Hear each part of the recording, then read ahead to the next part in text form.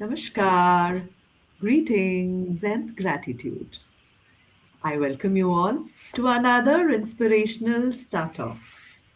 And this time, on the hot seat with me is Dr. Shanker Viswanath.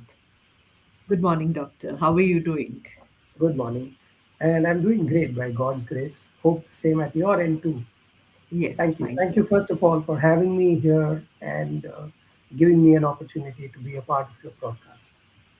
Pleasure I is all really mine. appreciate that. Thank you. I'm honored, sir. I'm honored.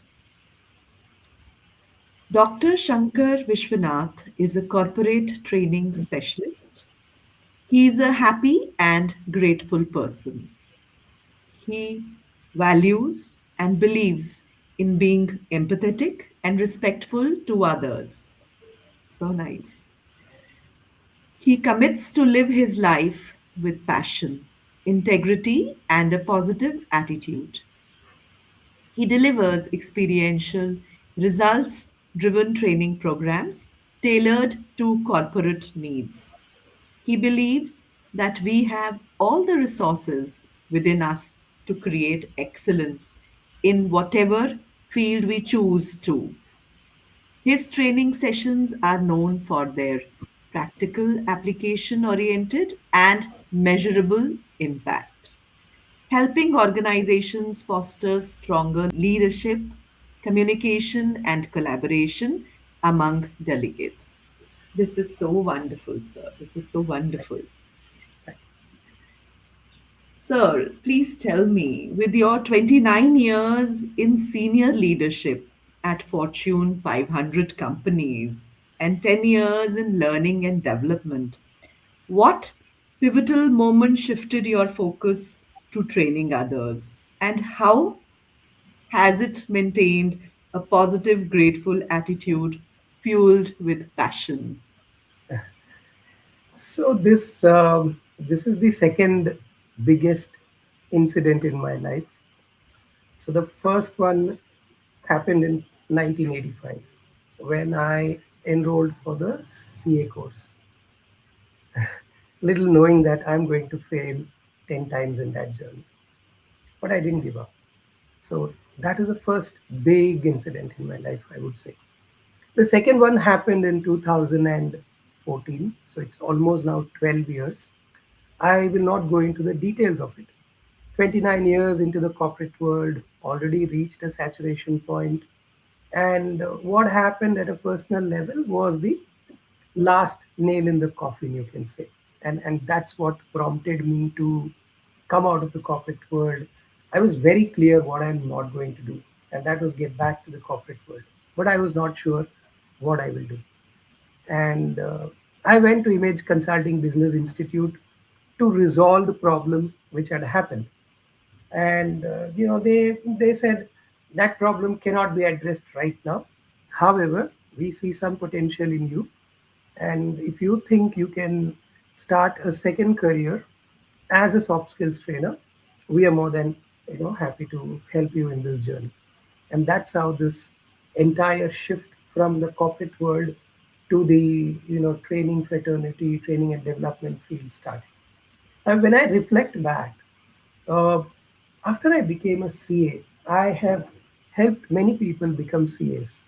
And they used to tell me that you teach so well, you should start your own classes, which never happened. For whatever reasons, I was busy with my corporate life. And, when you start, you are on that upward path and you're so motivated to get into the corporate world. And once it started for 29 years, there was no looking back. And I guess that's where the divine force said, okay, stop. I think your journey there is over. There's another journey that is waiting for you, and you need to take that. So that's how the transition happened. And you asked how it has been a journey full of gratitude and a positive attitude and passion. And as a trainer, when you make a difference in somebody's life, that's the most fulfilling part of your journey, isn't it? And I through this journey, it's been 12 years almost now, almost 12 years, and by the divine grace, I always say this, that the will of the divine does not take one where the grace of the divine cannot protect one. And that's the mantra that I'm following since I learned this. Where I learned, how I learned, I don't know, but this is ingrained in me. And in everything I do, this is part of it. So that force pulled me out of the corporate world. That force is making me take this journey. And it's been a wonderful journey, 28,000 plus trained till now, Wow. uh, best selling author of a book in Amazon. So, a lot of things have happened during this entire journey. And therefore, I say that I'm living now with more passion, more integrity, and a positive attitude of giving Wonderful. back in a good Beautiful. way, touching people's life. And in the bargain, you make some money because you also need to sustain your family and live a life after. If there is something called as retirement, there is no retirement for me, it is retirement. So that Mhm. retiring is happening. So I Won- hope it never tires and it just continues and continues. So that's how it is. Wonderful. Beautiful. Beautiful. Yes. What Thank you. positivity you have. Wonderful. Wonderful. That's great. Your motto, I was delighted to read: encourage to learn, empower to perform, enable to succeed. How do you weave empathy, respect, and integrity into every training session to help delegates unlock their inner resources for excellence? So this entire, what you just read now, encouraged to learn, empowered to perform, enabled to succeed. And if you saw my logo of Capri 3 Consultants, you will see there is a star and there's a circle and there is VS written inside it. Go and read it, go and see it again. And there it is said, your success is my reward. Okay, so it all starts from that. How? Uh, we have a house in Pondicherry, and we are devotees of Sri Aurobindo and Mother. And so during one of the visits, when my father used to live there, uh, I was by the seashore, the lovely beaches are there, and I was sitting there and wondering, now that this journey is starting, what should I name my firm as? Number one, what should be the motto, and how should it be taken forward? So, everything of what you see, symbolically, the star represents Sri Aurobindo, the circle represents Mother, and VS, if you go and Google for a Capricorn and say images, Capricorn is the star sign, and just put images, you will vaguely see VS as a symbol for a Capricorn. And I'm a Capricorn, born on the 3rd of January. So Capri 3. I always read and believed that the name has to be short enough. So Capri 3 Consultants. And then what am I now taking this journey? It's to make others successful. So their success should be my reward. Number one. How do I do it? Somebody encouraged me to learn, and that was ICBI. Somebody empowered me to perform because once I completed my training course or whatever you call it, immediately I started getting assignments from them. And so they enabled me to succeed.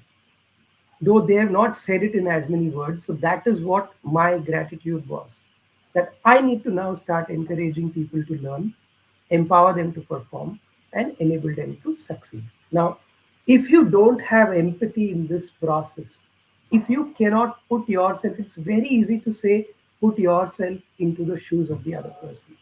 Very, very easy, but very difficult to do it. Because I do this activity and I'll just describe the activity that I do. I call somebody in the room who's wearing a floater or a slip-ons and ask that person to remove their shoes and just stand there. And I call somebody else. I said, come here. With your shoes on, try to get into that shoes. It's not possible. It is just not possible. It just hits the nail so hard on the head, saying that to get into somebody else's shoes, you have to remove your shoes. And at removing that shoes is symbolically, metaphorically speaking, you need to keep your judgments, you need to keep your biases, your stereotypes aside.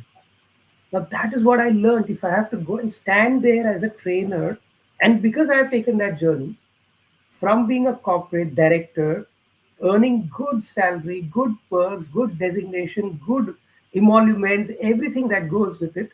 And suddenly to come and do the first training at 3,000 rupees a day was a big shift. It did hit. Why should I tell the lie? Oh my God, what am I doing? I don't want to quote numbers, but then you know how it is. 3,000 rupees a day for speaking 8 hours, engaging with 30, 40 people is pittance, literally. But it reminded me that when I started my CA articleship, I used to get 150 rupees per month as stipend. So the entire realization was your corporate journey doesn't matter really. They used to ask me, how much experience do you have as a trainer? Zero. Literally zero. A certificate doesn't give you that experience. It gives you the license to show to somebody that, okay, you're well versed with certain processes which will help knowledge transfer easily. It's like driving, driving license doesn't make you an expert driver. It gives you and the world a confidence that, okay, this person is a trained driver, so presumably he or she won't make any accidents. So that's the license I got. But it is only after training that you get the experience of training. And because I had undergone that journey, sitting there as a student, sitting there as a participant, watching other trainers, getting motivated by how they deliver, how they are transferring knowledge, how they are making a difference. And then, of course, a lot of time was there in hand. So I used to read a lot. And so that's the first thing I learned as a trainer, that learning is a process of acquiring knowledge, either by the self or by being taught by others. Now, in my case, yes, I learned certain things, but I am a voracious reader now. So, because of that, that empathy is there. If you don't keep your shoes aside, how can you be empathetic? So now I understand what they are going through, and I look at it from their perspectives, that what is it that they are looking for it from the training program. So if I can address that, what's in it from me, from their perspective, they are happy. Why should I be giving only what I give? I should be giving what they want, isn't it? So that's how it is. This is so beautiful. Thank you. Thank you. Thank you so much. In today's fast paced corporate world, how do you make communication and engagement training experiential and measurable, ensuring teams not only connect but collaborate effectively? Very nice question you're asking. So the journey continues. Okay, now I'm in the training room. I'm learning, and I've learned this. So, having learned it, you have to apply. Because if you don't apply what you learn, that learning remains stagnant. It is meaningless. So the process is known as experiential learning or structured learning process. What is it? Whenever somebody comes into your room as a learner, and most of the time we are training adults, isn't it? Most of the time. I'm not saying all the time, but most of the time. Adults come with some experience and some knowledge. You can't discount that. It is there. Whatever their age is, it is their experience and they have a knowledge to that extent. So the starting point is that what experience and what knowledge do they come in with? How can I use it? Adult is motivated as per adult learning principles given by Malcolm Knowles and various others. Adult is motivated to learn when he or she understands that whatever they are learning will help them to perform better. Isn't it? Think. So let's take a very simple example, communication. Even a small round of introduction in the beginning can tell you a lot about the way certain people communicate, the way they stand, their body language, their tone, everything. Even a 30 to 45 seconds introduction can tell you this. Now, what happens is this process is known as David Cole's learning theory. David Cole said, learning is a process of transformation of an experience into knowledge. So you put them through that experience. Now, when adults are put through an experience and they know very well that either they have performed well or they have not. And most of the time, there is always room to improve in anyone, isn't it? Anyone, even this podcast, if we were to redo it, it could be better, maybe. But So that's the starting point. What experience did they get? So first, they are very enthusiastic whenever they are put into an activity, and that's where they think that the fun element begins. Great, have fun, no issues at all. Do not dilute it. Training should be fun, learning should be fun. But after you had that experience, take them to the next stage. Make them reflect and observe. Okay, what went right? What went wrong? What could be done better? Does this happen at your workplace? How do you handle it right now? Would it be better if you could handle it better? Lot of questions can come there. So जैसे हिंदी में कहते हैं चिंतन करवाना उनको. So from that reflective observation, certain concepts start coming in their mind, which are still abstract because they have not experienced it again, applying those concepts. So third level is abstract concept. And then take it back to the fourth level to say actively experiment. Now come and redo it again with these concepts. Try to apply whatever you've learned. You'll get a new experience. Reflect on it. Again, it is abstract. Again, actively experiment. We have learned everything in our life this way, isn't it?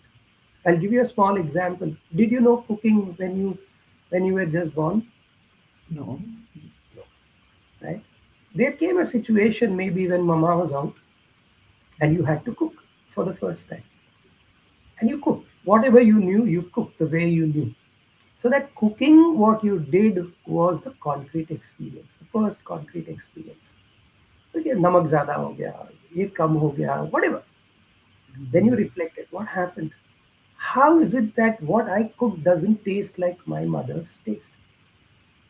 Then you called her maybe, or when she came back from outside, you asked her, this is what happened, where did I go wrong? She told you didn't do this, you didn't do this, you did this in a different way. That was still abstract concept. Then she takes you to the kitchen and say, okay, let's start doing it again. Come, do it this way. Maybe she's guiding you, or maybe she's not there. She's again gone out. This time you also have YouTube with you. You're looking at it in the YouTube. You're also reflecting back on what your mother has given you as an abstract concept, and this time you cook better. And by redoing it again and again and again, today you can probably be doing this podcast, still keep something on the gas to cook because you know exactly when it will boil or when it will reach a stage where you'll probably say, sir, 10 seconds, I'll come back. And just off the gas and come back, isn't it? This is a process of learning. This is structured learning experience. And every individual who comes into your training room has a structure and has an experience in their mind. You can't discount it as wrong. If you can build on it, they love your training programs. They love that experience that they get. And this is true for teams. And every team has got a structure. The structure given by that leader, the structure given by their organization, the environment, the people within the team.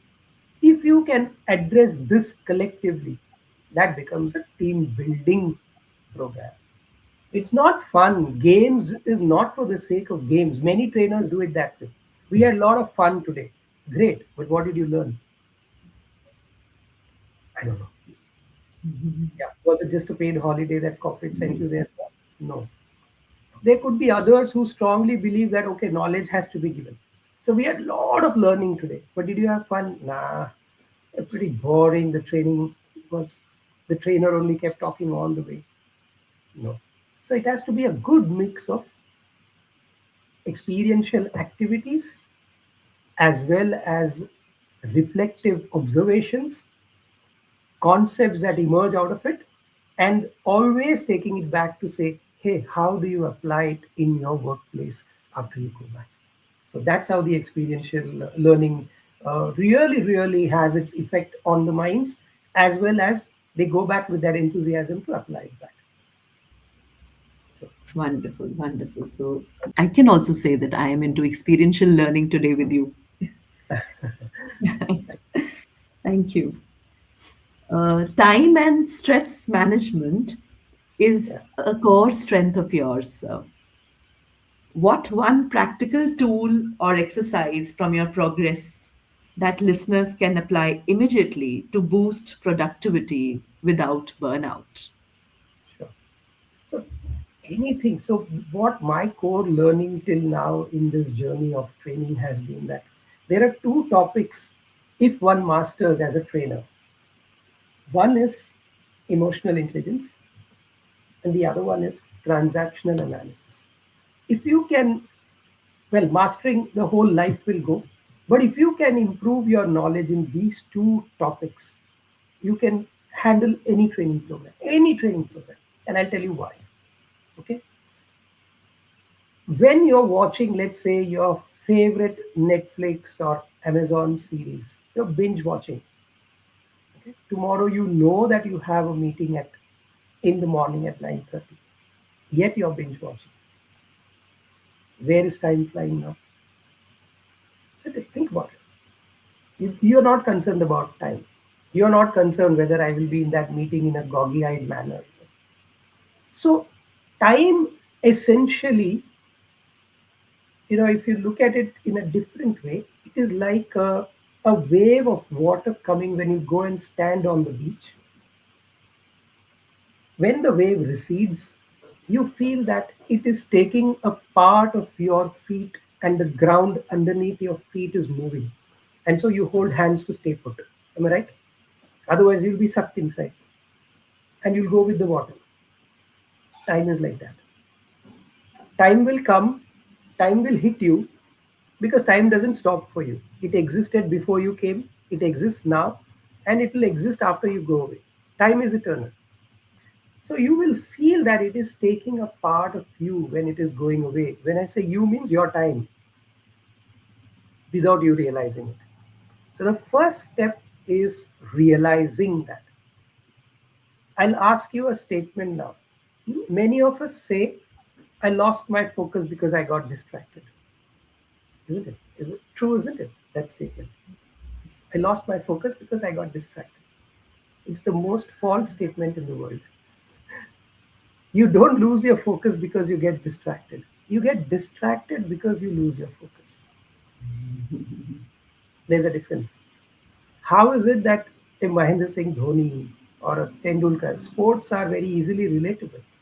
A Lionel Messi or a Federer, how is it that they hit the ball, they hit whatever they do, probably every single time the best way to do because they're focused on what they're doing. They don't get distracted. Imagine 80,000 people, 1 lakh crowd there shouting at the top of their voice, some of them howling foul language, some of them motivating them, some of them shouting. There are on a field, cricket field, there are 11 opposition players. There are two of you and the non-striker. There are two umpires. Everybody is watching you. And you have a split second to take a decision to hit the ball or not hit the ball. And two things can happen. Either you connect or you don't connect. Or you connect and you get out.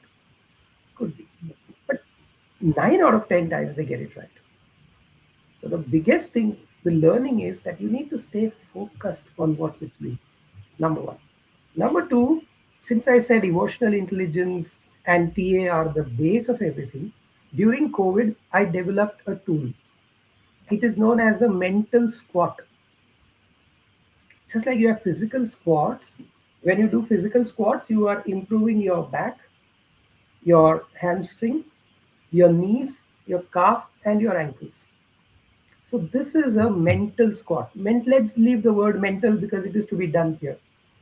And there is some physicality to it. So the tool itself, SQUAT is an acronym I have developed as a tool.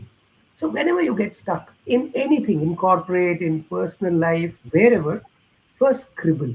Scribble or write what you know about it. Whatever you know about that situation, write it down. Q, question yourself on what you don't know about it. Write it down. You understand what is in your control and what is not in your control. A, accept that even after doing step 1, 2, and 3, there will still be things that will be way beyond your control. Don't worry about it. T, take actions based on what is in your control. Because when you take actions, it gets you a step closer to getting results. When you get results, your mind feels happy. When your mind feels happy, automatically stress reduces and you feel you have accomplished something. When you feel you have accomplished something, you know you've used your time properly. So time cannot be managed. You have to manage yourself. Then time can be managed. Let's put this in an example. SQUAT came COVID. We all know what happened to trainers like us. Classroom training was completely gone. Only online training. None of us knew how to manage Zoom or operate or MS Teams, or none of us, first of all, knew that things like these existed. So, scribble what you know about the situation. Okay, we are under lockdown. Classroom training is not going to happen. There are things that I don't know to operate, blah, blah. Whatever you know about that situation, scribble. Scribble means write down. Question yourself on what you don't know. Do I know when it is going to be over? I don't know. Do I know when a vaccine is going to be given? I don't know.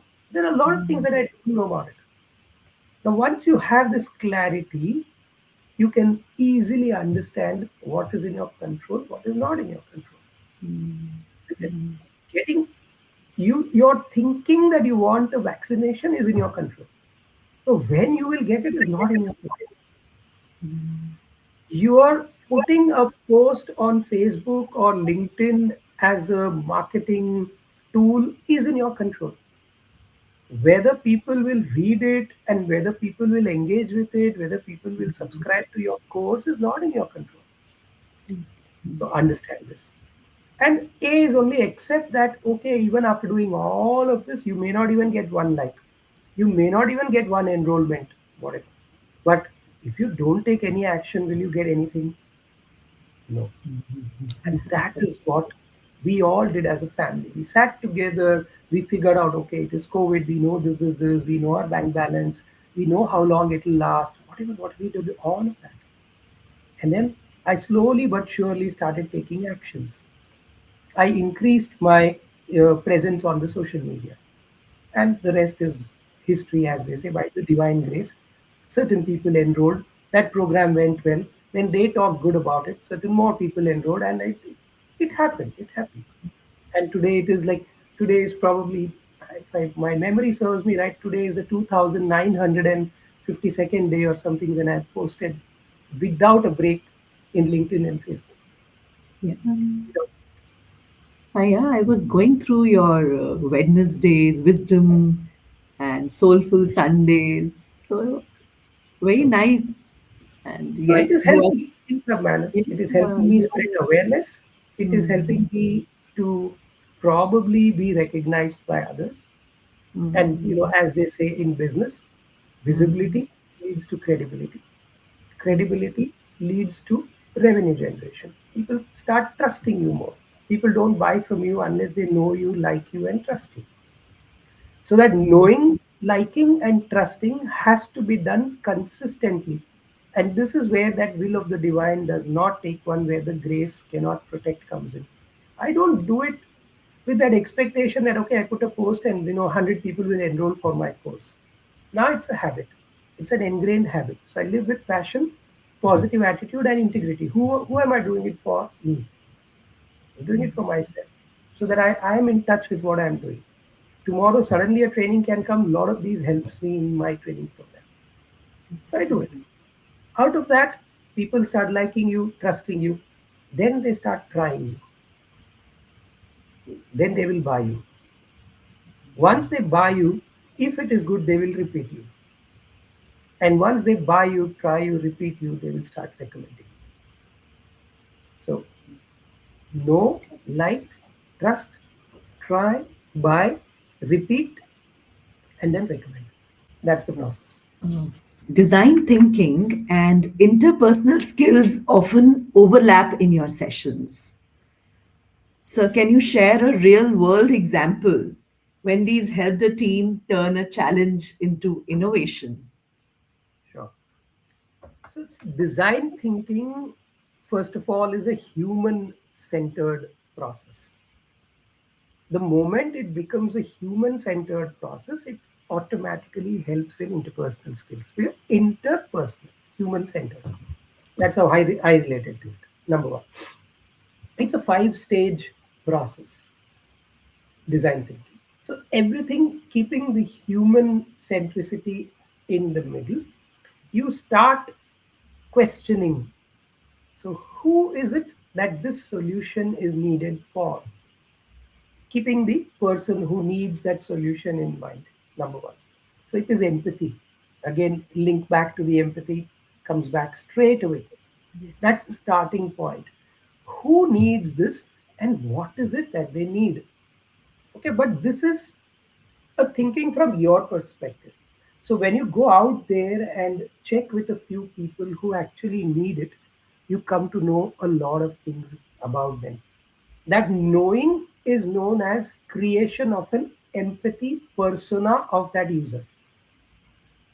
Because if I ask you certain questions and you answer that, and I'm observing you very carefully, what you're trying to say, but what you're not actually saying, a lot of things can come out of it. Okay, but don't discuss with them right now. Just do it as an interview, come back with those insights. So, first step is empathy. Once you come back with that empathy, you sit down and analyze that and you define the problem statement. How may we solve this problem? So there is a problem you figured out. You went and spoke to the user. The user gave you a lot of inputs. You came back with the inputs and you framed a problem statement that how may we solve this problem? Who is it going to help? Second stage. Now that you have a clear problem statement, the third stage is brainstorming, ideation, as they say. And there is no right or wrong ideas. Idea is an idea. Executable or not is a different story, but idea is an idea. So again, interpersonal skills in a group of 10 people, there is no right or wrong answer. Please give your ideas, one per post-it. So they write, they go and stick on walls and they go and stick on wherever or chart papers, whatever is given to them. Great. Now you zero in on, because obviously in that program you only have so much amount of time. So design, take one idea out of it collectively. So we can use some other process known as affinity cluster or voting or whatever you can use to zero in on one idea. One, max two ideas. Combination of that becomes one executable idea. The next step, the fourth step, is prototyping it. Prototyping doesn't mean literally creating a completely workable model, nothing like that. A scratch of a model that presumably is a solution to the problem that the user has defined for you or shared with you. Once you've done this, it could be a low fidelity one on a chart paper or give some cutouts and they can cut that. So again, imagine it's highly engaging. They're doing stuff. They're not just listening to you, they're doing it. Experiential again, a working model. Once this is done, come back and present it to the other team members who are there, other teams who are there in the room, saying, okay, that's the problem statement we defined. That's the brainstorming we did. This is the prototype of a solution which we have zeroed in. You are the users, because obviously in a classroom you're not going to be able to get real users. So what we do is we put teams in opposite, two teams against each other, team A and team B. So team A will interview team B as customers for the problems. Team B will interview team A as customers for their problem statement. So then you present it saying, hey, this is what you said, this is what we've come back with, and we give them a framework how they can give feedback on. So the framework is a very beautiful framework called as Dickey framework. What delighted you in the solution? So that's D. What improvements do you need?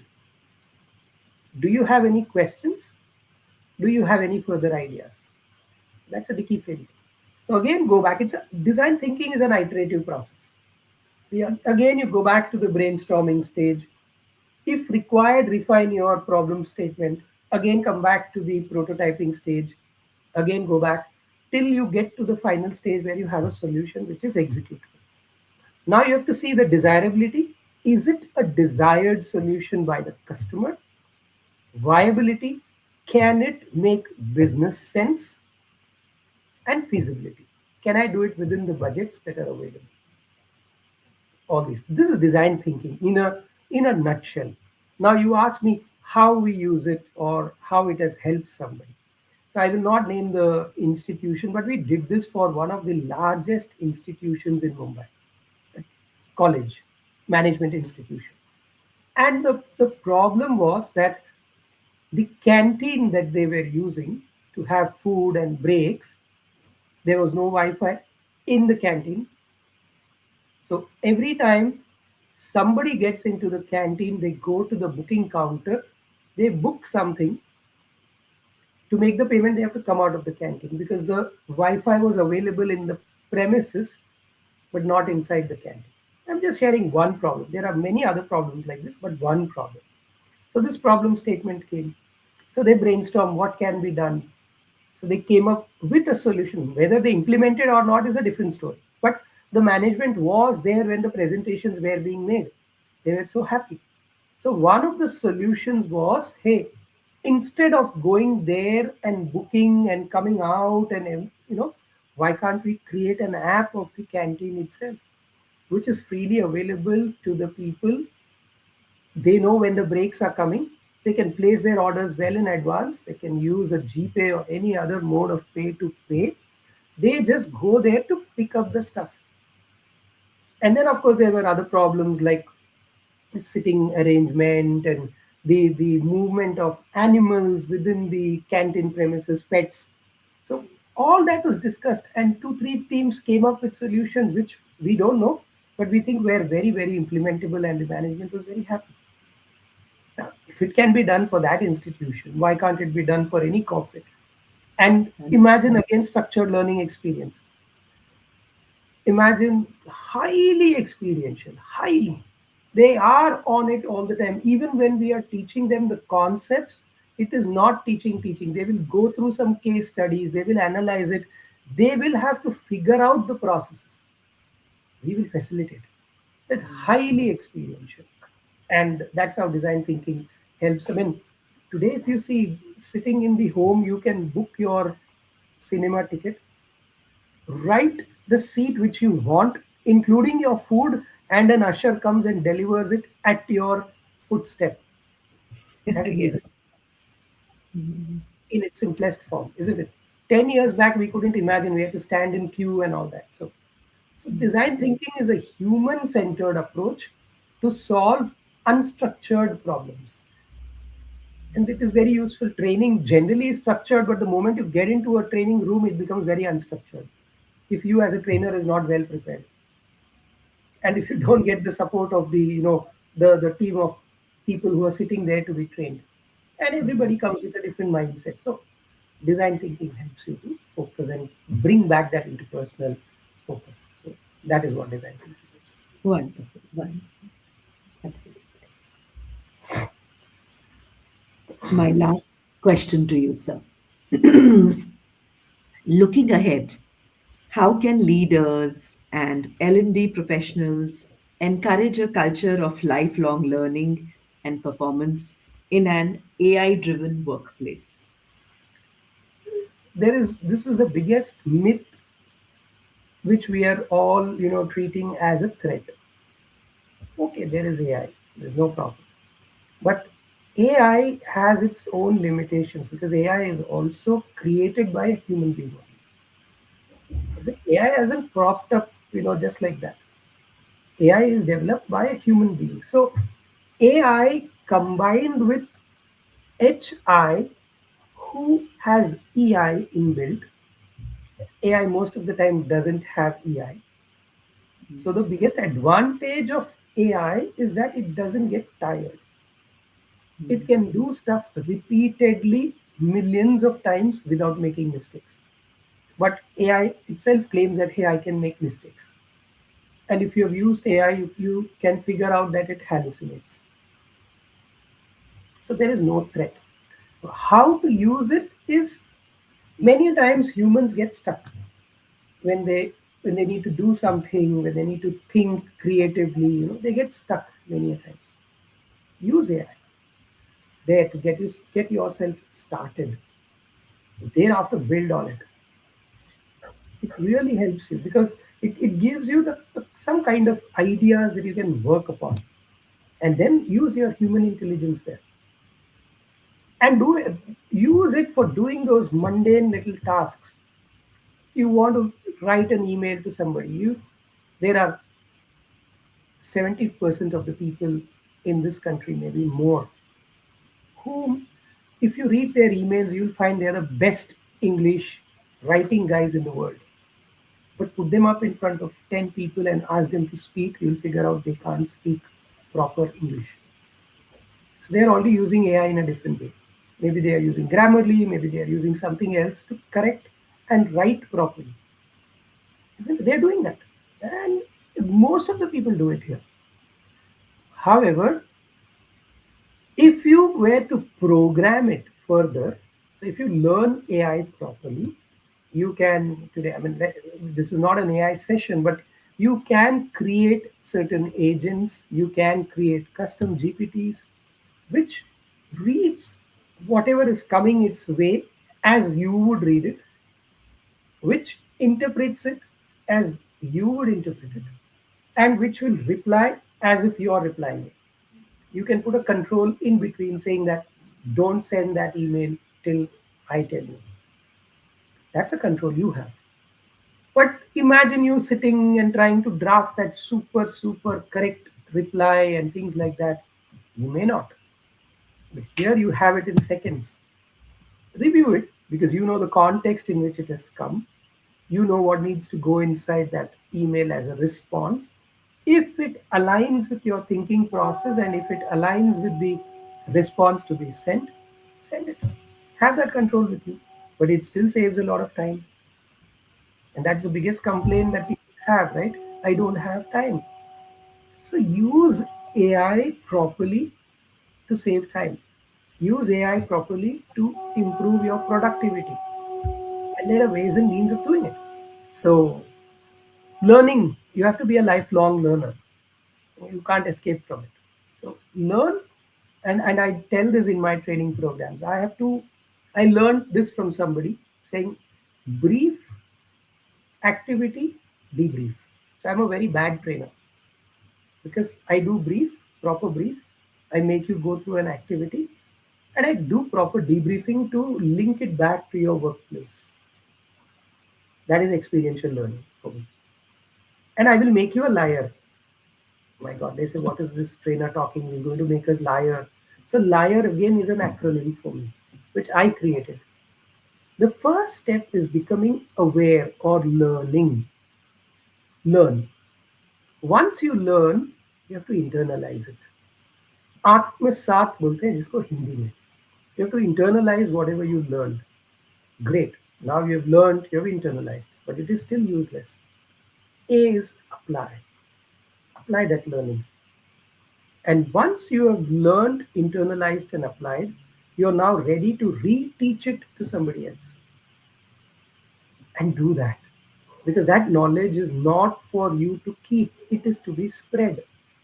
It has to be given out so that more knowledge can enter you. No worry that knowledge, when new knowledge enters, the old will go away. It will never go away anywhere, it will be within you. So imagine if you have to teach something to somebody, you have to consistently follow, learn, internalize, apply. So become a liar because truth anyway doesn't need your legs to stand. Truth existed before you came, truth exists today, and truth will exist after you go away. It doesn't need your legs to stand. So become a good liar. Learn, internalize, apply, and reteach it to someone. So if you can do that, you can create buddy systems within the corporate world. You become a mentor to somebody, you become a coach to somebody. Unfortunately, this doesn't exist much in the Indian diaspora corporate, isn't it? Think people are still not looked at as mentors and coaches, the leaders. That is what they should be learning. That is what they should be doing. Not worry who will take my position. You anyway need to get out one day, isn't it? I learned this from Prakash Iyer, greatest guy in greatest Unilever, XMD, lot of things. But He gives an example of a tea bag. You don't drink the tea bag, right? You drink the tea within it. And after dipping the tea, the stronger you want a tea, the longer you dip. It goes into hot water. The hotter the water, the stronger it brews. That's a leader. But the control is always in somebody else's hand. And they're going to throw it away. So anyway, you're going to be thrown away after some time. Your need is not going to be there. So if you're a good leader, if you can create systems that can run without you, if your team can run without you, you're a good leader. You've created a legacy based on which they can improvise on. Nothing is permanent. Everything can change. So that's the thought process I think leaders need to have in the corporate world. And then they will not feel threatened that somebody is coming to take my place. No. Absolutely wonderful, sir. In this podcast, how many times I felt like picking up a paper and a pencil and noting down whatever you are saying. But then I was reminded that I can watch you again and again here Absolutely. and listen to you again and again. Such is Absolutely. your aura, sir. So Thank you. happy and honored that you are here, and everybody will be able to know your insights. Wonderful, beautiful. Thank you. Although I Thank have been reading your posts and I see how beautifully, with simple Panchtantrata tales, you are explaining the ideas. And today, also in very simple language, you have sent across so many messages. you. Thank you. Three Hmm. things for people out there. This is for everybody. That Okay, when you get into this journey, any journey, we all need to remember that nothing good in life comes cheap in this materialistic world. Although everything is available, okay? Don't get me wrong when I say cheap. No. But if you want something good in the material world, you need to exchange something for it. Two, absolutely. there are no shortcuts to success. You have to put in the effort. There is no other way out. No one else can put that effort for you. And third, you are your biggest hurdle or your biggest catalyst. You have to decide very early which one you wish to be. And if you do that, if you think you're a catalyst, then all that comes together. But if you think you're the hurdle because you're the biggest hurdle, as the saying goes कि सबसे बड़ा रोग दुनिया में यही है कि मेरे बारे में क्या कहेंगे लोग. Hmm, hmm. That We will have to, always be there. Regardless of what you do, people will still talk about you. absolutely. Talk about what you're doing, how you're doing. And the bigger you become, the more under the scanner you are. Every action of yours is being scrutinized. Yes. As if somebody has given them that birthright and license to scrutinize you. They will not scrutinize themselves first, but they will scrutinize others. Right? So Rightly these so. are three important things. Nothing good in life comes cheap. Yes. There are no shortcuts to success, and you are your biggest catalyst or your biggest hurdle. You decide which one you wish to be. So that Absolutely. is what I would tell everybody. Yeah. These three things are clear. A lot of things Hmm. can happen beyond that. Yes. You know. Yes, sir. The other day I was reading a book. There I read that bad news, time flies away.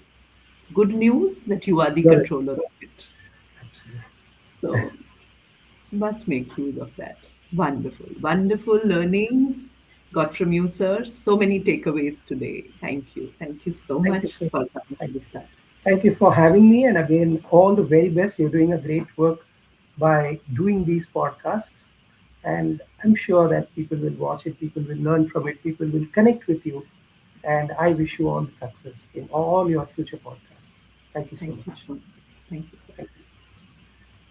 Thank you, my dear audience, for being with us in this lovely conversation today.